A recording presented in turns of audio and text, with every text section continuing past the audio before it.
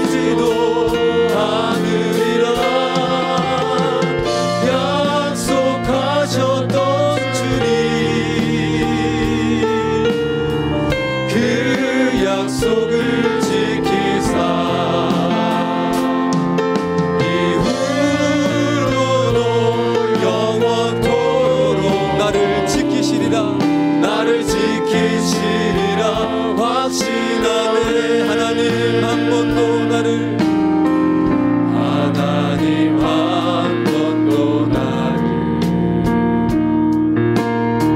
실망시킨 적 없으시고 아멘.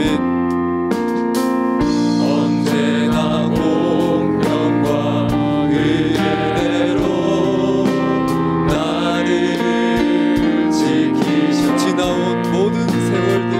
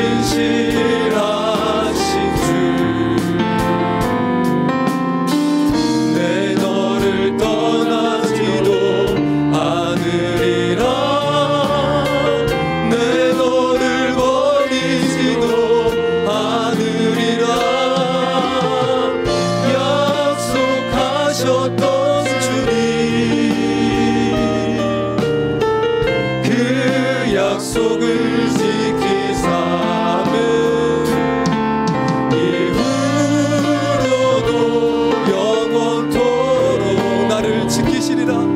나를 지키시리라 확신하신 주님 오신실하신 주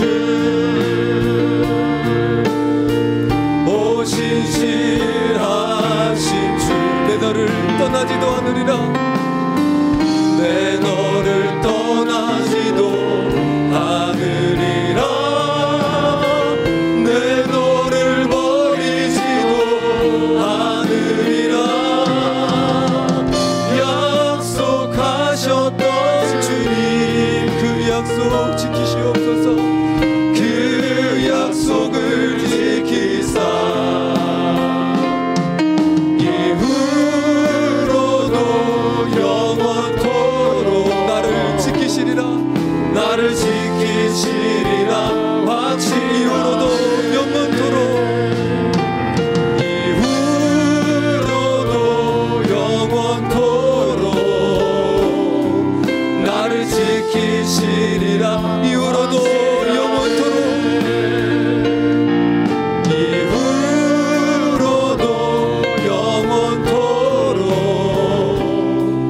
나를 지키시리라 확신하네 영원토록 우리를 지키실 하나님께 우리 감사의 박수 올려드립니다. 아멘.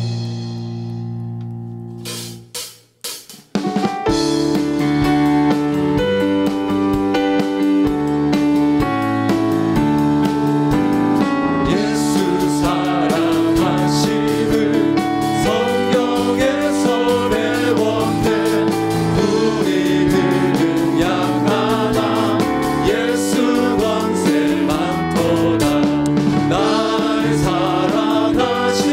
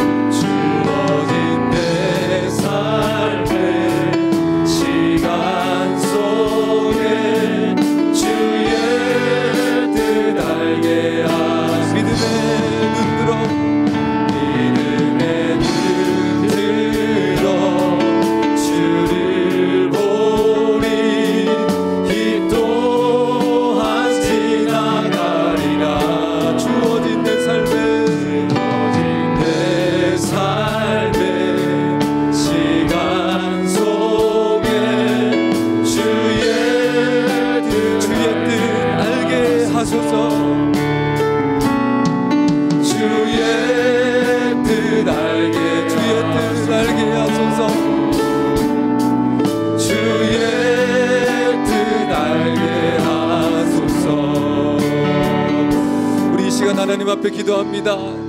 지금도 살아서 역사하시는 우리 만군의 여호와 하나님, 하나님 아버지, 함께 모여서 예배할 수 없는 어려운 시간을 보내지만은 언제나 우리 가운데 기쁨이 되시는 예수님만을 바라보며 오늘도 하나님 앞에 기도하며 이 시간 예배드리오니, 이 시간 하나님 우리의 참된 기쁨이 되시는 예수님, 오늘 우리 가운데 역사하여 주시고 우리를 만나 주시고 우리 가운데 말씀하여 주시옵소서. 말씀을 증거하시는 목사님 가운데 주님께서 갑절의 영감 허락하여 주셔서 그 말씀이 하나님 아버지 오늘 우리 심령 가운데 예수님으로 말미암아, 성령님으로 말미암아, 아버지 하나님으로 말미암아 우리 삶 가운데 소망과 기쁨이 흘러넘치는 복된 아버지 하나님 우리의 장래가 되게 하여 달라고 이 시간 말씀을 증거하시는 목사님과 이 예배와 자신의 심령을 위하여 함께 주님의 이름을 부르면서 같이 기도하시겠습니다.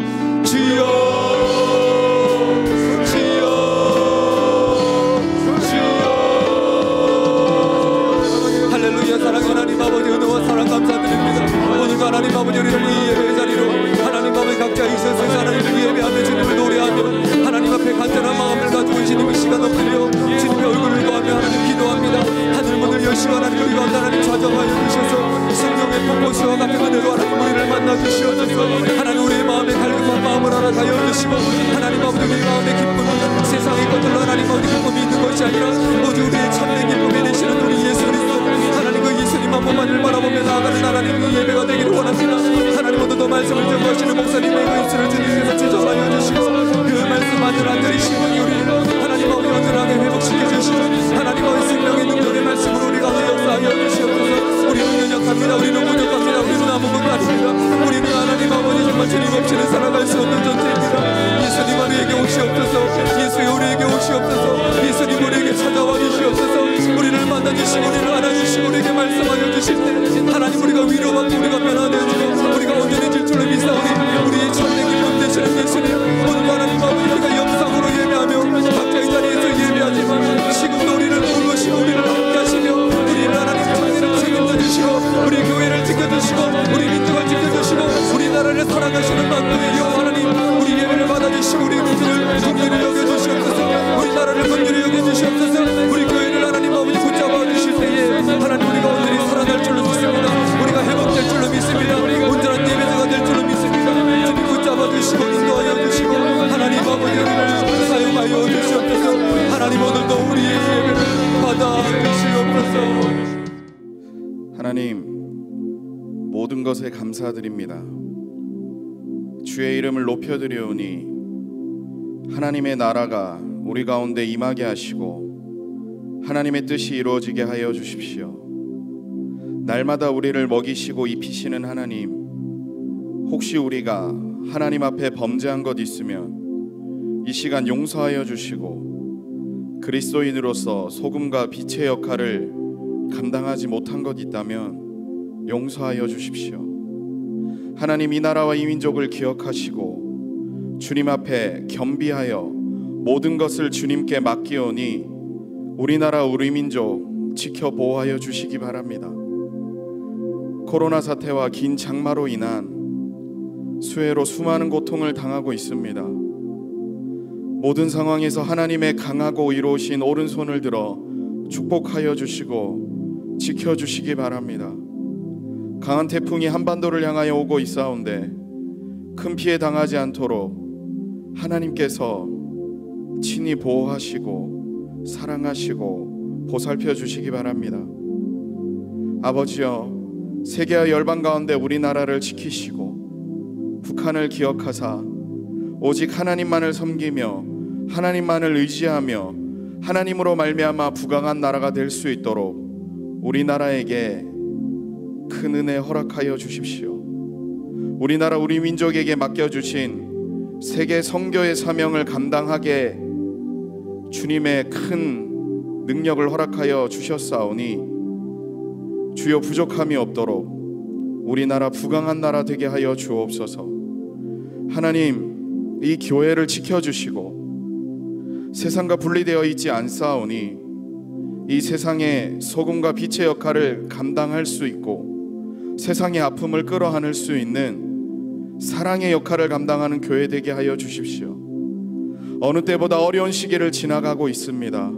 주님, 우리에게 영적 분별력을 허락하여 주시고 하나님의 도우심을 구하며 각자의 자리에서 무릎을 꿇고 잠잠히 하늘의 음성에 귀를 기울이며 혼란하고 어려운 세상에 교회가 위로의 희망을 안겨주는 그러한 공동체가 될 수 있도록 기도하는 교회 되게 하여 주십시오.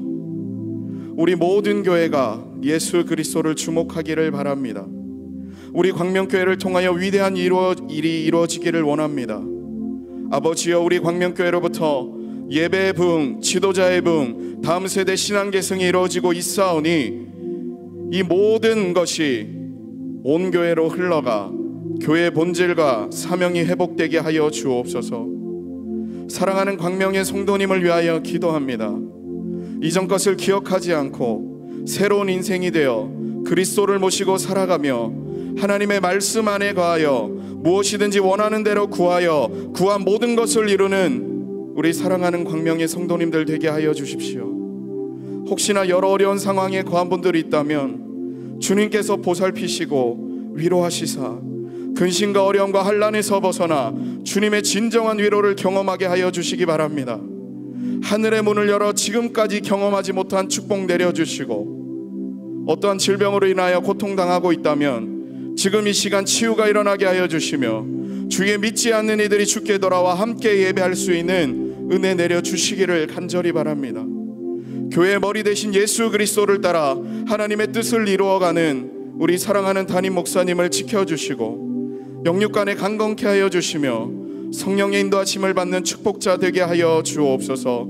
그리하여 담임 목사님의 입을 열어 선포되는 모든 축복의 말씀이 우리 광명교회와 광명교회 모든 성도님들에게 위대하게 임하게 하여 주옵소서. 오늘 예배에 특별한 은혜를 부어주시기를 간절히 바라오니 오늘 예배에 참가하는 모든 이들에게 위로와 평강과 은혜가 넘치게 하여 주옵소서. 각자의 자리에서 예배하는 그곳이 하늘의 문이 열리는 베델이 되게 하여 주시며 천국을 경험하고 확장시키는 시간 되게 하여 주옵소서. 예배의 모든 것이 주님 것이오니 주님 홀로 영광 받아 주시며 좌정하시사 다스려 주시고 압도하는 주님의 위엄과 영광과 찬란한 은혜가 강력하게 임하게 하여 주옵소서. 말씀 전하시는 목사님을 통하여 하나님의 뜻이 온전히 전달되게 하여 주시고 오직 성령님의 이끄심대로 주님의 능력 있는 말씀이 선포되게 하여 주옵소서. 모든 찬양과 선포되는 말씀과 우리의 기도를 통하여 영광 받으실 주 예수 그리스도의 이름으로 간절히 기도드립니다. 아멘. 오늘 같이 보신 말씀은 예레미야서 1장 4절에서 10절까지 말씀입니다. 제가 본독해 올리겠습니다.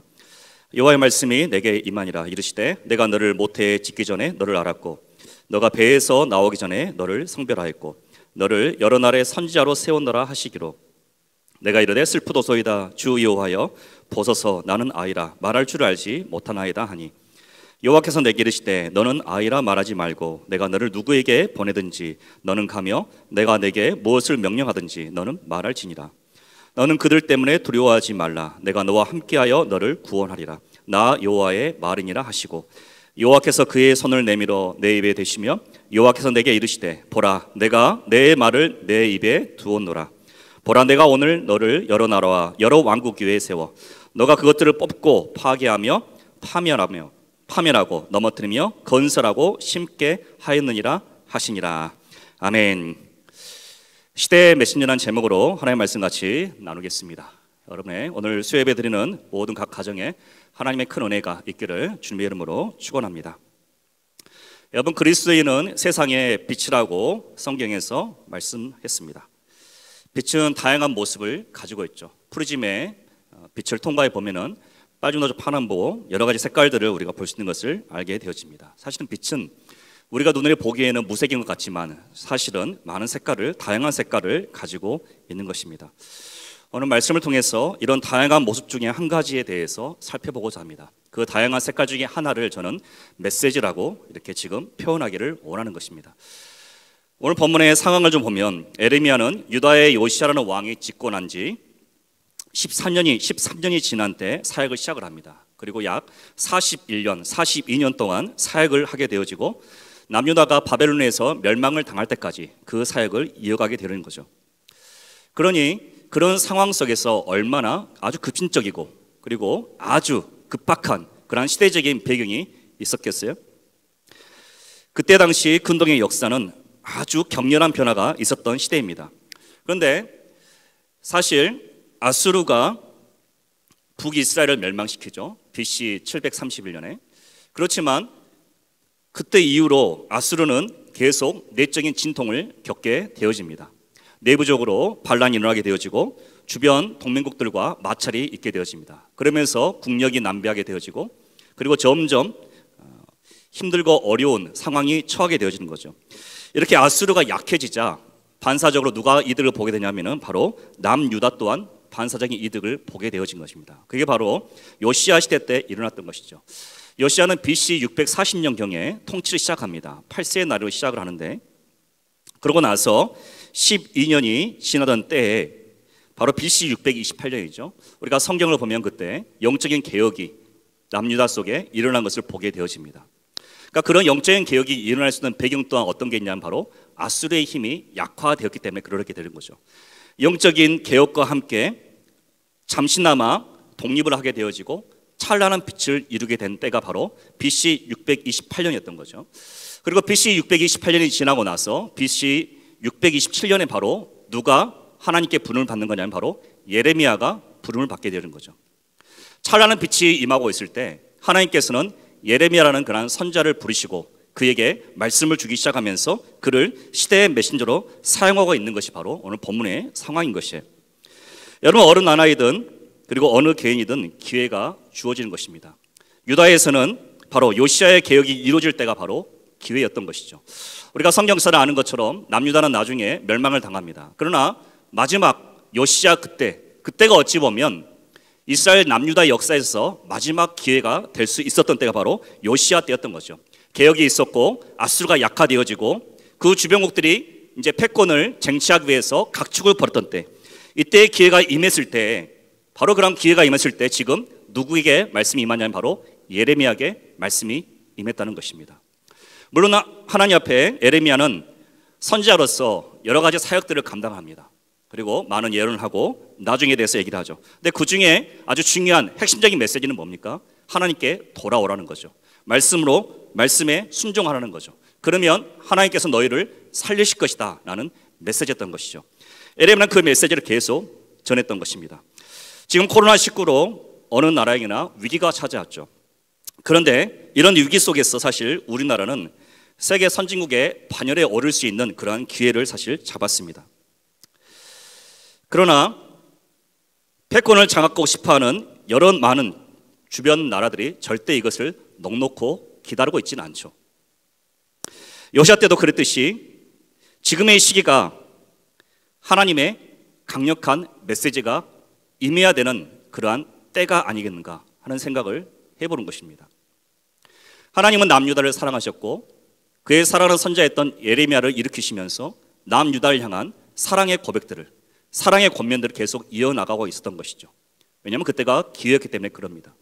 마찬가지로 우리나라에게 만약에 이 코로나가 위기긴 하지만 만약에 기회가 된다면, 혹은 우리 각 가정에 지금 위기긴 하지만 만약에 기회가 된다면 하나님 마음은 동일한 것이죠. 그때나 지금이나 동일한 것입니다. 하나님께서는 하나님의 선자를 세우시든지 아니면 직접적으로 왕같은 제사장인 바로 우리에게 하나님의 말씀을 전하시면서 우리가 회복되어지고 기회를 잡기를 원하시는 것이 아닌가라는 그런 질문을 오늘 본문을 통해서 제가 던지고 있는 것입니다.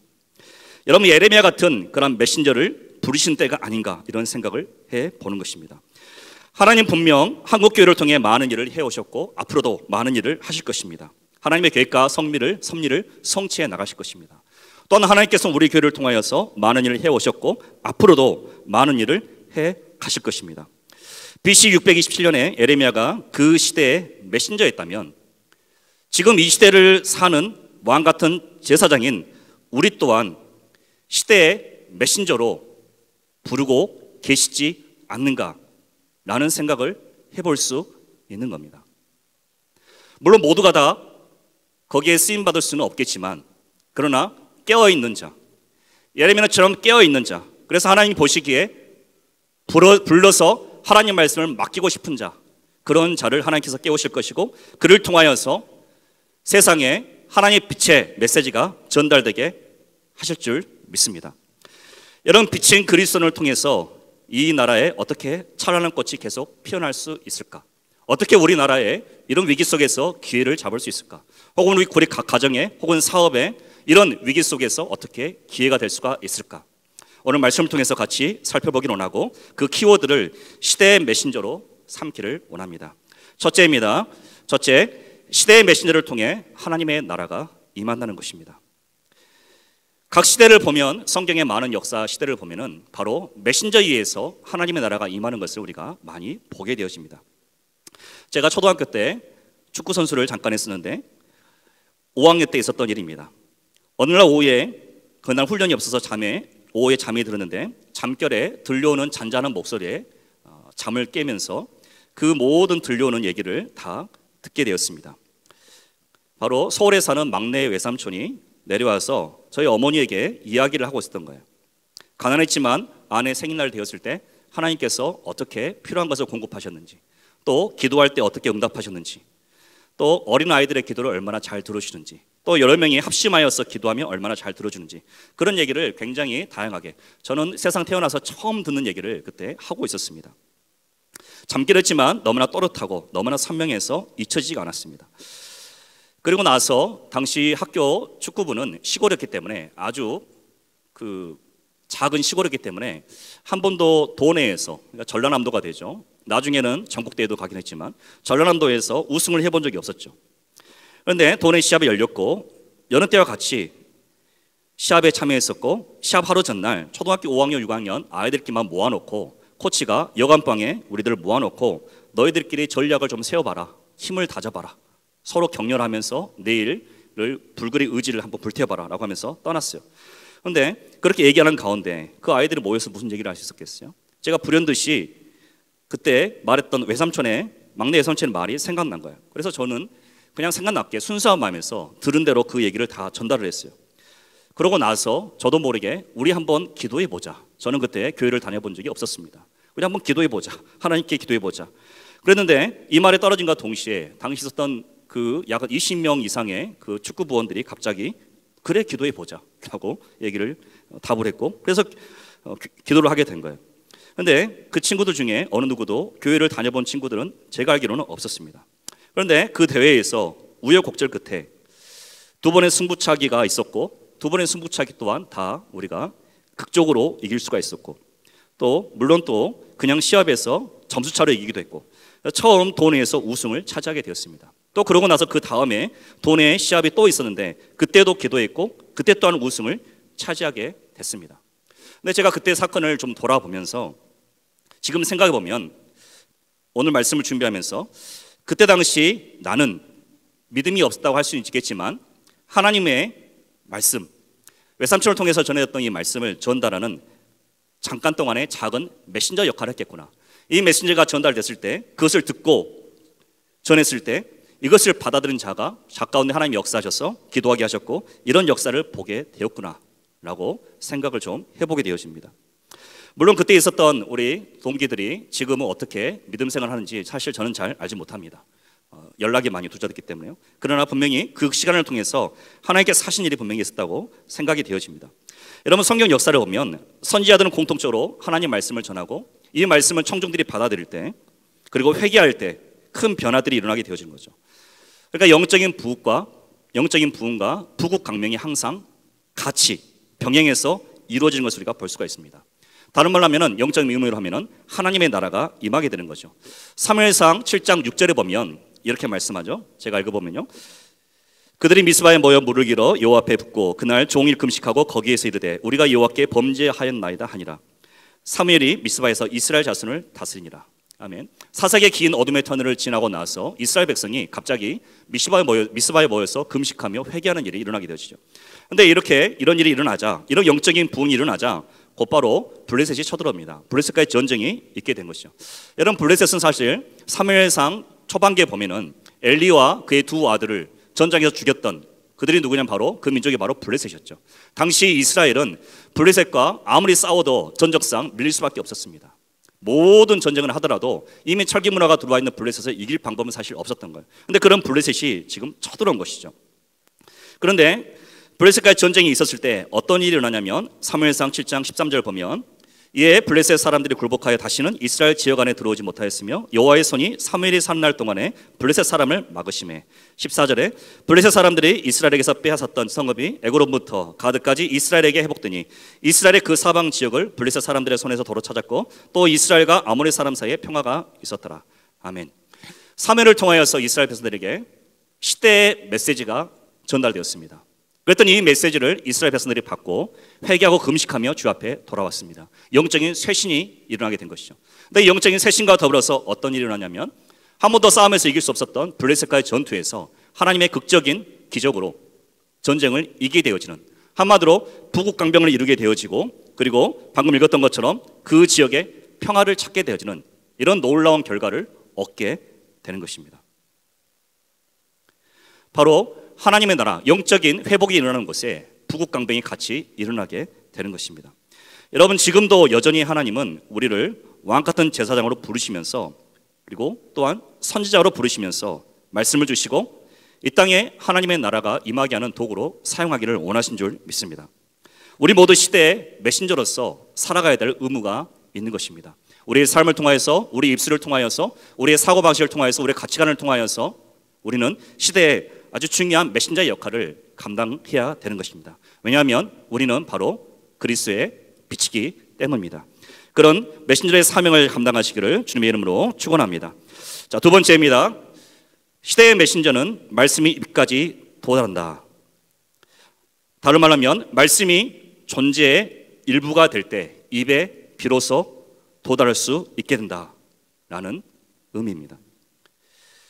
여러분, 우리가 시대의 메신저로 살아갈 때 문제가 있는데, 현 시대에 문제가 있는데 그것은 뭐냐면 우리 모두가 다 교회에 이 땅의 소망인 것을 누구나 다 알고 있습니다. 교회들끼리 얘기하면 당연히 알고 있죠. 그리고 우리는 서로 축복하면서 말할 수 있습니다. 당신이 시대의 메신저입니다. 당신을 통하여서 하나님 나라가 회복될 것입니다 라고 우리는 얼마든지 말할 수 있습니다. 그런데 그것보다 더 중요한 것은 과연 세상이 우리를 보고, 혹은 세상이 교회를 보고 당신들은 시대의 메신저입니다. 저희 마음은 공허하고 우리 나라는 도탄에 빠져 있고 우리 나라의 정치는 혼란에 빠져 있으며 우리의 경제는 갈 바를 알지 못할 때 시대의 메신저인 당신의 소리를 듣기를 원합니다 라고 세상이 말하고 있는가 라는 부분이 중요한 것이죠. 아무리 반감이 있고, 아무리 죄악이 있고, 아무리 반항이 있고, 아무리 하나님을 배반할지라도 그들에게까지도 깊이 파고들어서 방황하는 인생에게 꽂힐 수 있는 그러한 메시지를 교회는 가지고 있는가? 그들의 마음을 움직일 수 있는 메시지를 교회는 가지고 있는가? 이게 훨씬 더 중요한 것입니다. 우리 그리스도인들에게 사회 구석 어두운 곳까지 파고들어서 어둠의 기류를 저지하고 흐름을 바꿀 영향력 있는 메시지가 과연 우리에게는 있는가? 과연 한국교회는 있는가? 그래서 많은 사람들이 한국교회에서 내어지고 있는 메시지를 듣고 그 메시지에게 소망을 받고 그 메시지 때문에 살아갈 수 있고 그 메시지 때문에 고통받은 자가 위로를 받고 그 메시지 때문에 죽을 것 같은 자가 살아나는 역사가, 하나님께로 돌이키게 되는 역사가 일어나고 있는 거죠. 우리가 성경의 역사를 보면 그런 일들이 종종 일어난 것을 볼 수가 있습니다. 또한 우리 한국의 역사 가운데 구한말이라든지 이럴 때 보면은 그런 역사들이 종종 있다는 것을 우리가 보게 되어집니다. 오늘 본문을 보면 아주 분명한 것은 예레미야가 살았던 당시에 예레미야가 전했던 이 메시지는 굉장히 강력했습니다. 52장에 걸치는 그 장 가운데 예레미야는 남유다뿐만 아니라 모압과 암몬과 에돔과 바벨론 역사를 뒤흔드는 메신저로 살아가게 되어집니다. 그의 말은 호소력이 있었고 권위가 있었고 힘이 있었고 모든 사람들이 귀를 기울이기밖에 할 수 없는 그러한 강한 힘이 있었던 것입니다. 여러분, 이 시대를 사는 우리도 이런 세상을 움직이는, 세상에 영향력을 줄 수 있는 그러한 메시지를 가지고 있는가? 세상의 귀를 기울이게 하는 그러한 메신저가 될 수 있는가? 교회의 담을 넘어서 하나님을 알지도 못하는 사람, 한 번도 하나님 만나지 못하는 사람들에게 하나님의 살아계심을 알릴 수 있는 그런 강력한 메시지가, 그들의 어둠에 속해 있는 그 영적인 기류를 한 번에 바꿀 수 있는 그러한 메시지가 우리에게는 과연 있는가라는 거예요. 우리는 그런 메시지가 있어야 되는 것이고, 그런 메시지를 통하여서 사람들에게 빛을 비출 수 있는, 어둠에 빛을 비출 수 있는, 그들에게 드려져 있는 그 어둠을 걷어낼 수 있는 그런 강력한 힘이 우리에게 있어야 될 줄 믿습니다. 그런데 예레미야가 바로 그러한 사람이었다는 것입니다. 예레미야서 1장 9절에 이렇게 말씀합니다. 여호와께서 그의 손을 내밀어 내 입에 대시며 여호와께서 내게 이르시되 보라, 내가 내 말을 내 입에 두었노라. 아멘. 예레미야의 사역은 이렇게 시작을 합니다. 내 말을 너 입에 두었다라는 걸 시작을 하고, 예레미야의 입에는 바로 하나님 말씀이, 하나님의 말이 그대로 두어지게 되는 일이 일어나게 되어지죠. 메시지의 힘은 화려한 표현력과 고도의 지식에 절대 있지 않습니다.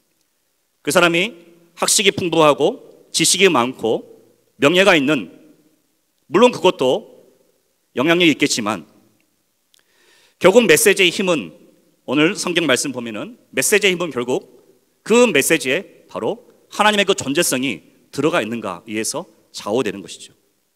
그를 전달하는 메신저가 하나님의 살아계심을 전달할 준비가 되었는가, 하나님을 그대로 투영할 수 있는 그러한 준비가 되어 있는가, 자신을 드러내지 아니하고 하나님이 이 땅 가운데 하나님의 영광이 드러나서 수많은 많은 사람들이 하나님께로 돌아오게 하는 그런 간절한 열망과 함께 그런 통로로 사용될 준비가 되어 있는가, 그래서 그의 입에 그 말이 주어지게 되는가, 그것이 바로 모든 것을 결정하게 되는 것이죠.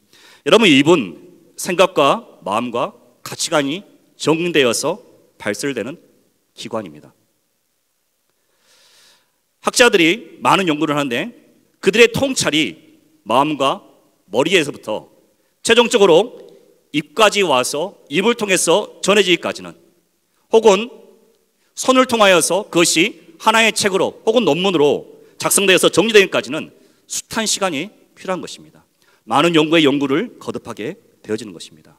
그런데 하나님께서는 우리에게 어떻게 말씀하시냐면 이사야서 말씀에 이렇게 말씀하십니다. 이사야서 50장 4절에 주 여호와께서 학자들의 혀를 내게 주사 나로 공고한 자를 말로 어떻게 도와줄 줄을 알게 하시고 아침마다 깨우치시되 나의 길을 깨우치사 학자들 같이 알아듣게 하시도다.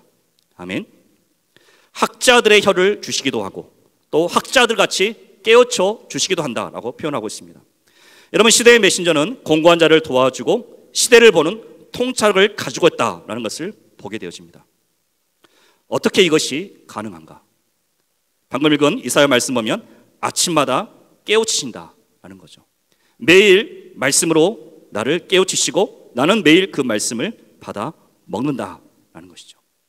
여러분, 하나님의 말씀이 마음과 생각과 머리에서 시작해서 입으로까지 전해져서 입에 머무게 될 때까지, 앵무새처럼 글자를 그냥 되뇌는 것이 아니라, 앵무새처럼 암송하여서 그것을 되뇌는 것이 아니라 전 인격이 그대로 녹아들어서 그것이 입에까지 이동되어서 그 입에서 선포될 때까지, 이 모든 과정은 오랜 영성의 훈련이 필요한 것입니다. 말씀을 부둥켜 안고 그 말씀을 살아내며 힘들고 어렵고 고통스러울 때 하나님 말씀이 임하고 그 말씀을 통해서 그 삶의 회복이 일어나고 기적이 일어나고 하나님 말씀의 역사가 삶의 현장 가운데 있게 될 때, 그래서 그 말씀이 자신의 삶의 존재의 일부가 될 때 비로소 마음에 느꼈던, 생각이 느꼈던, 머리가 이해했던 이것이 바로 입에까지 도달하게 되어지고 입으로 선포되는 것입니다. 매일 말씀 붙들면서 점점 그 말씀은 그 인격의 존재의 일부가 되어서 마치 존재 자체인 것처럼 입으로 전해지고 글자로 전해지고 텍스트로 전해지는 것이 아니라 그의 삶으로, 그의 존재로 전해지는 때가 오게 되는 것입니다. 그게 바로 에레미야가 전했던 바로 메시지였던 것입니다. 마찬가지로 에스겔은 그의 환상에서 무엇을 보냐면 두루마리를 먹게 되어지죠. 왜 표현을 먹는 것으로 표현을 했을까요? 여러분, 우리가 소화기관을 잘 알고 있는 것처럼 먹는 것은 결국 무엇을 의미합니까? 그 모든 것이 화학적 분해에 의해서 그 모든 것들이 온몸에 그대로 공급되어서 우리 몸의 일부가 되어지는 것입니다. 바로 시대의 메시지를 안다고 해서 되는 것이 아니라 그 모든 말씀이 그 전 인격에 녹아 들어갈 때, 그 존재의 참 존재의 일부가 되어져 갈 때 시대의 메신저가 되는 것이죠. 그러면 우리는 말씀을 살아내야 되는 것입니다. 매일마다 말씀을 듣는 것이 아니라 그냥 이걸 순종할까 순종하지 않을까가 문제가 아니라, 내가 순종하면 하나님께서 나에게 축복하시겠지, 단지 이런 어린아이 같은 그런 마음이 아니라 말씀을 우리의 삶에 녹아져서 말씀을 살아내게 돼야 합니다. 말씀을 살아낼 때 그 말씀이 비로소 우리 입에서 발설될 준비가 되는 것입니다. 이런 말씀이 비로소 입에 도달되게 될 때 시대의 메신저가 되게 되는 것이고 세상에 큰 울림이 되는 것이고, 그것이 어떤 루트로, 저는 목사이지만 목사가 됐든 정치인이 되었든 경제학자가 됐든 교사가 됐든 그 어떤 루트로 그것이 전달될 때 사람들은 그 메시지 속에서 큰 울림을 발견하게 되어지고 선한 영향력을 받게 되는 것이고, 그들에 있는 어둠에 빛이 비춰지게 되는 것입니다. 이런 메신저가 되시기를 주님의 이름으로 축원합니다. 자, 마지막인데요. 셋째, 시대의 메신저는 자기의 색깔을 찾습니다. 또한 세상을 통찰합니다. 저는 이번 휴가 때 우연히 한 드라마를 보게 되었습니다. 가끔 저는 드라마를 좋아하는 편은 아니지만 어쩌다가 우연히 보게 되는 드라마에 또 관심을 갖고 많은 것을 또 생각해 보기도 합니다. 근데 드라마를 보다가 거기에 나오는 노래 가사가 굉장히 흥미롭게 다가왔습니다. 디어 문이라는 그런 OST 노래였습니다. 그 노래 가사 중에 마지막에 이렇게 쓰여 있어요. My own moon, 가닿지 않을 만큼 깊어진 밤까지 하얀 빛을 그 고요를 오늘 밤도 잠들지 않을게 라고 이렇게 노래가 마무리가 되어집니다. 이 곡을 쓴 작사자는 본명은 이진이라는, 저는 사실 잘 알지 못했던 그러한 연예인인데 아이유라는 그러한 사람이 썼던 것이죠. 저는 이번에 아이유가 어떤 노래들을 많이 지었는지 알게 됐습니다. 그런데 이 가사를 보면 어떤 의미를 가지고 있냐면, 어둠에 짙게 깔린 도시가 있다. 그리고 이 빛이 닿을 것 같지 않을 정도의 짙은 어둠에 깔려 있다. 그런 짙은 어둠에 깔려 있는 사회에 빛이 비춰지기를 원한다 라는 염원에서 이 노래의 가사가 이렇게 이루어진 거죠. 또한 드라마를 보신 분은 아시겠지만 지독한 고통과 상처로 어두워진 한 사람의 자아 구석까지 빛이 비추어서 회복이 있기를 원한다. 나는 그것을 소망하면서 오늘도 잠을 자지 않을 것이다 라는 것으로 가사가 마무리되어집니다. 이 곡의 작사가가 인터뷰에서 이런 말을 했어요. 곡을 쓸 때 메시지에 중점을 두고 메시지를 위해서 가감하게 멜로디를 수정합니다 라고 이렇게 인터뷰를 하더라고요. 그러니까 어둠이 짙게 깔린 밤에 달빛이 비추는 모습을 보면서 어두운 구석구석에 빛이 비춰지기를 소망하는 마음으로 이것을 노래하는 것이죠. 여러분, 이 작사가는 하나님을 사실 믿지 않습니다. 제가 확인한 바로는. 그런데 그녀의 메시지는 상당히 강하고 호소력이 짙다. 그런데 왜 그럴까? 그 이유가 무엇일까? 라고 했을 때 제가 스스로 찾은 답은 색깔이 있기 때문이다 라는 것입니다. 이 노래가 다져지는 모든 가사와 그리고 이것이 작곡된 그 모든 작곡의 분위기가 아주 정확하게 들어맞고 또한 그 드라마하고도 아주 잘 들어맞고 있다. 그래서 그것만의 색깔을 찾고 있고 그 색깔이 너무나 강렬하여서 듣는 이로 하여금 많은 생각을 하게 된다라는 것이죠.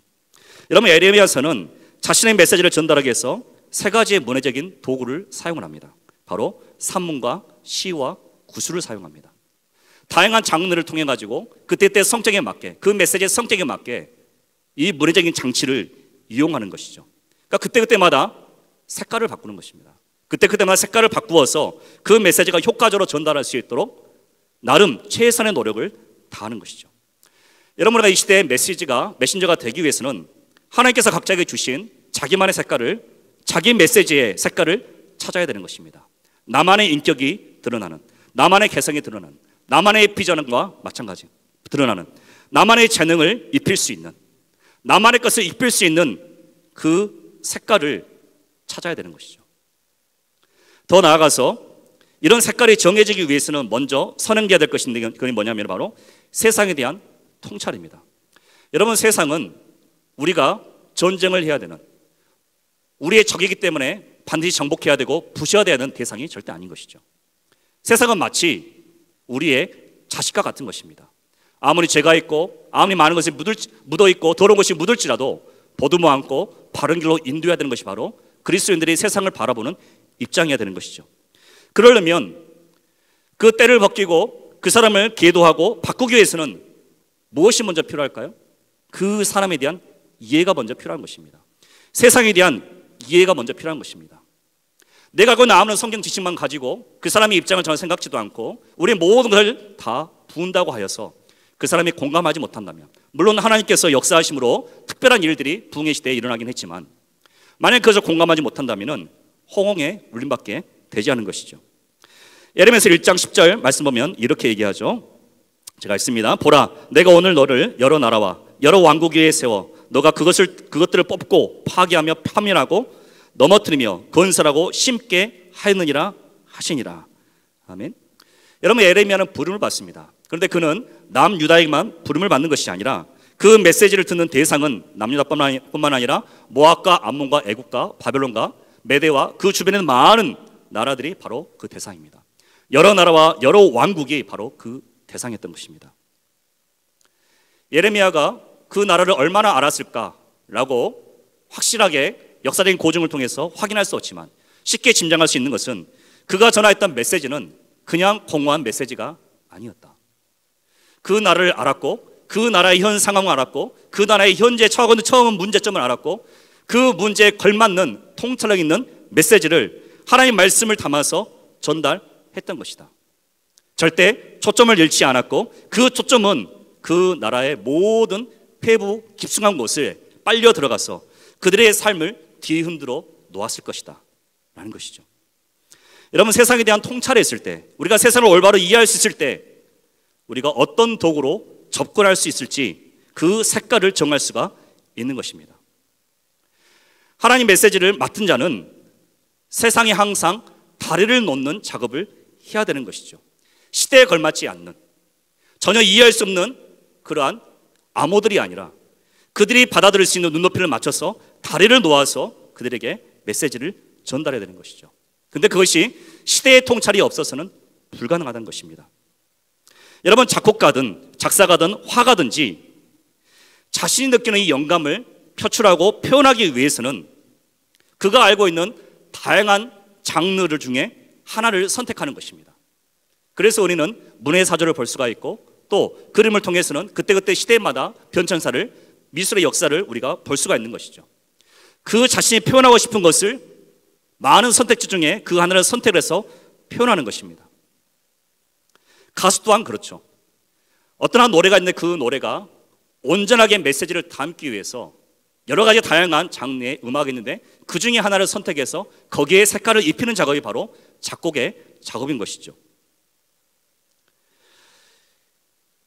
여러분, 우리가 성경에 알고 있는 이 요셉 또한 자신의 색깔을 찾은 시대의 메신저였음을 우리가 볼 수 있게 되는 겁니다.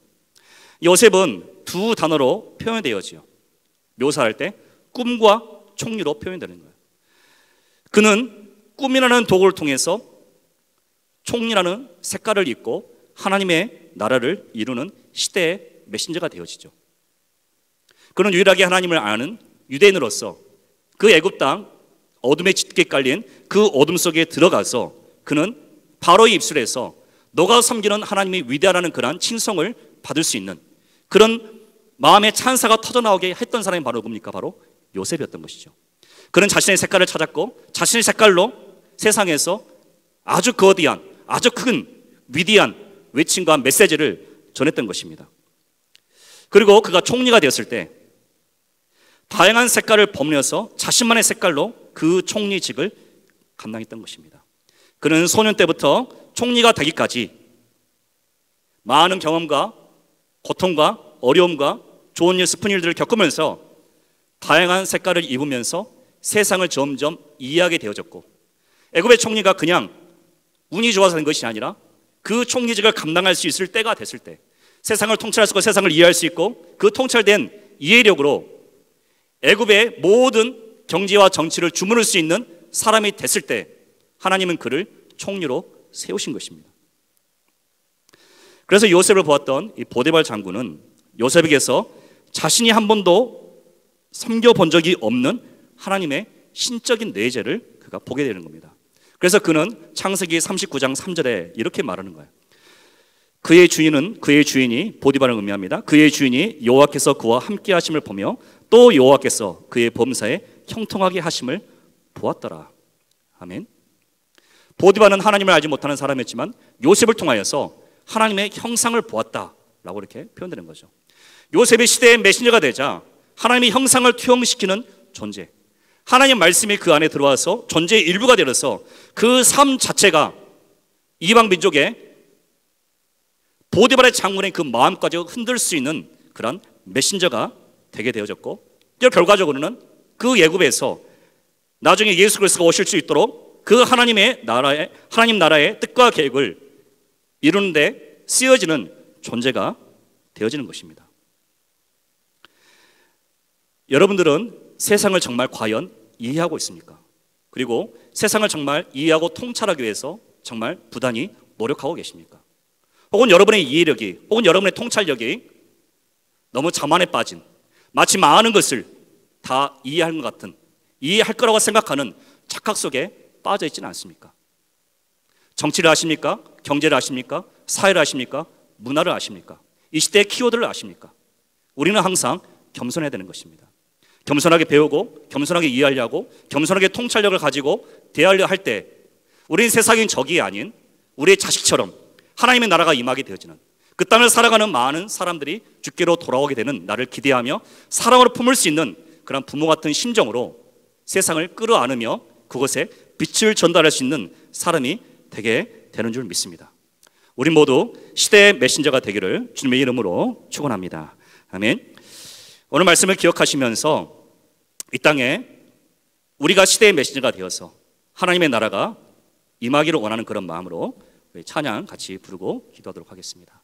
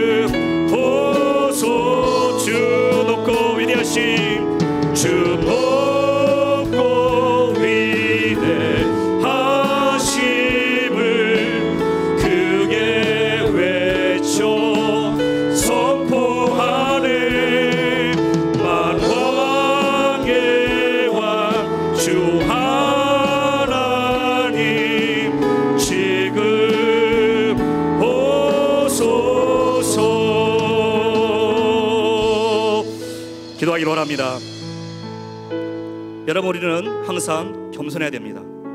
그리고 항상 배울려야 되고 항상 알아가기 위해서 힘써야 합니다. 여러분, 우리 한국 역사에, 한국 기독교 역사를 보면 부활말 시대 때 이 땅에 들어왔던 많은 선교사님들이 그들이 입으로 말하지 않더라도 믿지 않는, 이 땅에 존재하는 수많은 많은 우리 민족들에게, 믿지 않는 모든 자들에게 주는 강력한 메시지가 있었습니다. 그것은 뭐냐면 바로 기독교는 사랑이고 교회는 사랑을 한다라는 메시지였습니다. 많은 사람들이 교회는 그런 것인 줄 알았고 많은 사람들이 교회를 좋아했던 것입니다. 그리고 우리 기독교 역사에서 70년대 80년대를 지나오면서 강력한 염원과 함께 대단한 부흥들이 우리 가운데 일어났습니다. 여러분들은 과연 어떤 메시지를 세상에 전하고 있습니까? 나를 통하여서 하나님이 사랑이시다라는 것이 전달되고 있습니까? 하나님은 온 땅을 위로하기로 원하시며 국률을 베풀기로 원하시며 고통받은 자와 함께 고통을 나누기로 원하시며 그들의 삶을 회복하기로 원하신 분이시다, 참 좋으신 분이다 라는 메시지가 나를 통하여서 전달되어지고 있습니까? 하나님께서는 우리를 시대의 메신저로 부르십니다. 그리고 그 메시지가 강력하기로 원하시고 그 메시지가 우리의 삶 속에 녹아들어가서 우리의 존재를 뒤흔들며 존재와 버무려서 온 땅 이들에게 하나님의 하나님 되심이 증거되기를 원하십니다. 같이 기도할 때 하나님께서 찾으시는 예레미야 같은 시대의 메신저가 될 수 있도록 주님 저를 사용하여 주십시오. 겸손하게 하여 주시고 하나님의 통로가 되도록 인도하여 주시옵소서. 우리 주님 같이 한번 기도합니다. 주여 주여 주여. 다시 하나님을 사랑합니다. 오늘 우리가 말씀을 깨닫게 되어집니다. 과연 나는 메신저인가? 나의 모든 모습은, 나의 존재는 이 시대의 메시지가 되고 있는가? 이 시대의 메시지가 되고 있는가? 이 시대를 울리는, 이 세대를 사로잡는, 이 세대를 바꾸는 메시지가 되고 있는가? 하나님을 고민하며 기도하기를 간절히 원합니다. 우리도 예레미야처럼 하나님 시대의 메시지가 되도록 하여 주십시오. 진정한 메신저, 하나님의 찾으시는 메신저, 하나님의 도구가 되어지고 하나님의 통로가 되어서 이 땅에 하나님의 살아계심을, 이 땅에 하나님의 살아계심이, 이 땅에 모든 땅을 모든 민족들을 하나님이 살아가시며 구원하기로 하시는 사랑의 하나님의 국리를 여기시는 하나님의 모든 사람 보여가며 모든 사람 뽑는 하나님의 모든 사람에게 하나님의 큰 은혜와 축복을 전하기로 하시는 하나님이 증거되어지고 나를 통하여 증거할 수 있도록 해주시고 우리 한국교회를 통하여 증거할 수 있도록 주님 역사해 주시고 임하여 주시기를 간절히 원합니다. 우리를 사용하여 주십시오. 우리를 통하여 주의 일어나게 해주시고 우리를 통하여 주의 역사가, 우리를 통하여 하나님의 나라가, 우리를 통하여 하나님의 말씀이 증거되는 역사가 우리까지 일어날 수 있도록 주님을 사용하여 주시고 임하여 주시기를 간절히 원합니다. 우리가 깨어있기를 원하며 우리가 기도하기를 원하며 우리가 이해하기를 원하며 우리가 알기를 원합니다. 주여 우리 은혜 부어주시며 우리를 통하여 하나님의 메시지가, 하나님의 말씀이 증거되어 전달되도록 주여 역사하시고 주여 임하여 주시옵소서. 다시 한번 같이 기도할 때 하나님 우리에게 학자의 혀를 주십시오. 학자의 깨우침을 주십시오. 하나님과 깊은 임재 가운데 들어감을 통하여 전 미국을 건설했던 청교도인들은 한 손에는 성경을 가지고 한 손에 책을 가지고 있으면서 환 요한 예슬레는 한 손에 성령을, 한 손에 신문을 가지고 있으면서 세상을 이해하려 했고 세상을 통찰하려 했고 세상의 구석구석까지 다 이해하며 포용을 했을 때 바로 그 메시지는 힘이 있었고 그 메시지는 모든 사람들을 주께로 돌이키게 하는, 모든 사람들의 심령 움직이는 말씀이 되었습니다. 하나님 우리도 이 세상을 이해하게 하여 주십시오. 세상을 통찰하게 하여 주십시오. 하나님 주시는 학자의 깨달음으로 이 세상을 이해하고 세상에 강력한 공감이 가는, 세상을 움직일 수 있는, 세상에 영향을 줄 수 있는, 어둠에 속한 자들에게 빛을 전할 수 있는 그러한 강력한 메신저로서 이 세상을 통찰하며 이 세상을 이해하는데, 배우는데 게을리지 아니하며 겸손하며 최선을 배우며 나가게 해주셔서 우리 각자만의 색깔을 찾게 해주시고 우리 광명교회 아이들이 또 광명교회 모든 자들이 자기만의 색깔, 하나님 주신 색깔을 찾아서 이 세상의 각자의 자리 속에서 하나님의 메시지를 전달할 수 있는 우리가 될수록 주님 역사해 주시고 인도하여 주시옵소서. 다시 주님과 주님을 기도합니다. 주여 주여 주여. 아버지 주여 역사해 주시며 우리 모든 하나님을 축복하여 주시고 모든 심령간에 역사해 주시고 모든 자들을 깨닫기로 하며 모든 자들을 겸손하기로 하며 모든 자들이 하나님 통찰을 가지며 이 땅을 이해하며 겸손하게 배우며 이 땅을 공감하며 이 땅에 속해 있는 모든 자들을 공감할 통찰할 수 있고 그들의 마음을 움직일 수 있는 하나님의 사람이 되기를 간절히 원합니다. 복음이 울리는 미아르심이 아니라 앵무새처럼 말만 전하는 사람이 아니라 그들의 삶을 움직이며 그들의 말만 거듭하며 그들의 고통을 나누며 그들에게 강력한 메시지를 줄 수 있는 이 세상을 통치하라는 이 세상을 통찰할 수 있는 그런 자들에게 간절히 원합니다. 주여 은혜를 주십시오. 우리에게 지혜를 주십시오. 하나님 우리에게 학자의 열을 주십시오. 학자의 깨달음을 주십시오.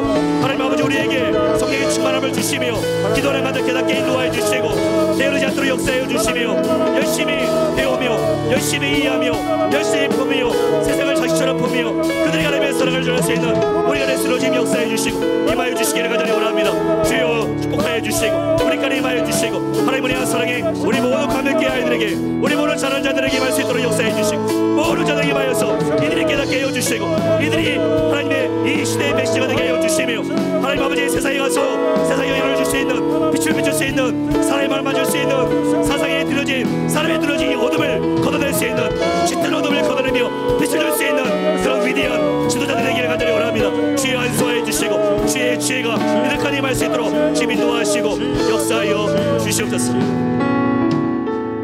사랑하시는 하나님 아버지, 하나님 우리를 예레미야처럼 시대의 메신저로 부르신 줄 믿습니다.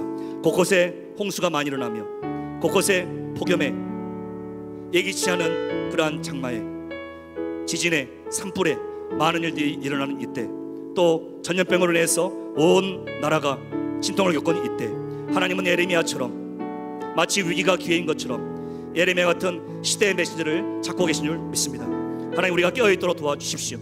그리고 세상을 이해하고 통찰하도록 도와주십시오. 우리에게 학자의 혀가 있게 해주시고 학자의 깨달음이 있도록 역사해 주십시오. 하나님 주신 영적인 감각으로 세상을 이해할 수 있고 세상을 부둥켜 안을 수 있고 세상의 깊고 깊은 아무도 발견하지 못하는 그 저변까지도 품을 수 있고 이해할 수 있는 그런 넉넉한 마음들이 우리에게 있도록 지금 역사해 주십시오. 또 하나님 아버지 한국교회를 기억하여 주시기를 원합니다. 한국교회가 되어지는 전달되어지는 선포하는 메시지가 모든 이들에게 공감이 되어지고 모든 이들을 움직이는 그들의 마음을 만져주며 그들의 상처를 만져주는 그들의 마음을 돌이키게 하는 위대한 메시지가 되기를 간절히 원합니다. 우리 모든 한국교회가 깨어나게 해주시고 더 기도하며 하나님 앞에 쓰임받는 우리가 교회가 되기를 간절히 원하오니 축복하여 주시옵소서. 특별히 우리 강력하게 자라는 자녀들을 기억하여 주시기를 원합니다. 하나님 아버지 열심히 하나님의 말씀을 듣고 열심히 기도하며 하나님의 말씀대로 순종하며 살아갈 때 그 말씀을 살아내는 것이 어느 한 공간에 갇혀서 세상과 담을 쌓으며 자기만의 도를 낳는 것이 아니라 세상에 나가서 세상을 이해하며 세상을 품며 세상에 나가 통찰을 가지고 세상에 나가서 하나님의 메시지를 가지고 세상을 바꾸며 세상을 움직일 수 있는 세상에 강력한 메시지를 전달할 수 있는 강력한 불을 전달할 수 있는 각자의 자리에서 각자의 소명대로 각자의 재능대로 쓰임받을 수 있는 우리는 위대한 그러한 지도자들이 되기를 간절히 원하오니 아버지 한 명 한 명 붙잡아 주시고 축복하여 주시고 위대한 사람 될 수 있도록 위대한 하나님의 사람들로 축복하시고 인도하여 주시옵소서. 지금은 우리 주 예수 그리스도의 은혜와 하나님 아버지의 무한하신 사랑하심과 성령의 감화감동 교통하심이 오늘 말씀처럼 시대의 메신저였던 예레미야처럼 어느 시대이든 간에 어느 때이든 간에 하나님의 부름을 받아 세상을 통찰하고 세상을 이해하고 그들의 마음들의 깊은 곳을 폐부를 찔러 쪼갤 수 있는 시대의 메신저로 살아가기를 원하는 우리 모든 성도님들 가운데 또 강명교회의 모든 자라는 아이들 가운데 또 우리 교회와 나라 민족 가운데 세계 열방 가운데 지금부터 영원히 함께할 지어다. 아멘.